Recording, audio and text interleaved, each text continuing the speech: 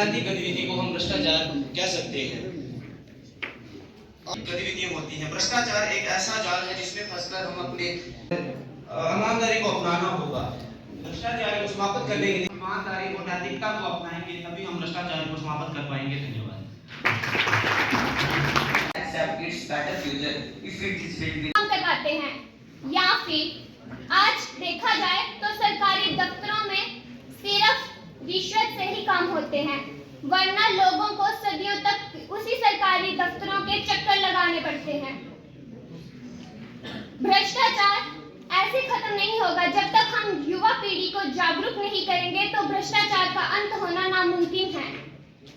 इसीलिए आज हमें युवा पीढ़ी को जागरूक करने के लिए 9 दिसंबर 2024 को ये करप्शन डे रखा गया है। एक ऐसी बीमारी है जो कि हमारे खुद के घर से शुरू होती है। जब एक माँ अपने बच्चे है, जरा दाम तो बताएं, यहाँ हर इंसान बिकता है, यहाँ हर इंसान बिकता है। 4 पंक्तियों से पीछे रखता हूँ कि हास्य की भाषा नहीं लिखी है, ना कोई गजल सुनाता हूँ, कविताएं लिखना मुझे नहीं आती, बातें लिखना मुझे नहीं आती, चीखे लिखते जाता हूँ। देश मेरा जल रहा है, आग लगी है सीने में, हुक्मरां सा व्यस्त खून गरीब का पीने में। तो मैं हिंदूवाद या राष्ट्रवाद नहीं लाया हूँ, घायल भारत चीख रहा है, भ्रष्टाचार के बारे में बताने आया हूँ, भ्रष्टाचार के बारे में बताने आया हूँ, भ्रष्टाचार के बारे में बताने आया हूँ। आदरणीय प्रधान महोदय जी, उपस्थित सभी शिक्षकगण और हमारे प्यारे एसएसपी साहब जी और उपस्थित सभी शिक्षकगण और मेरे प्यारे दोस्तों, आप सभी को मेरी ओर से सर्वप्रथम नमस्ते। मेरा नाम निखिल शर्मा, मैं जीडीसी उधमपुर का छात्र आपके समक्ष भ्रष्टाचारी के प्रति अपने विचार रखना चाहूंगा। आशा है सब ध्यानपूर्वक सुनेंगे। मैं तंग आ चुका हूँ ये सुनकर कि ये भ्रष्टाचारी की नामिक बीमारी है क्या, ये भ्रष्टाचारी की नामिक बीमारी है क्या।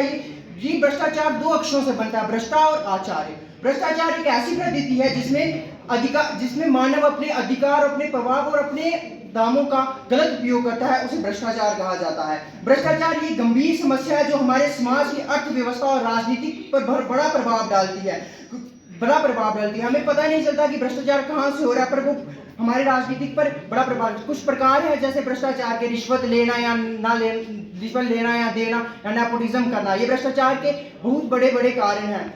बेसिकली आज जो दिन है 9 दिसंबर, ये इंटरनेशनल एंटी करप्शन डे के तौर पर यूनाइटेड नेशन की तरफ से मनाया जाता है। तो पूरी दुनिया जो है आज के दिन एंटी करप्शन डे के तौर पर मनाती है।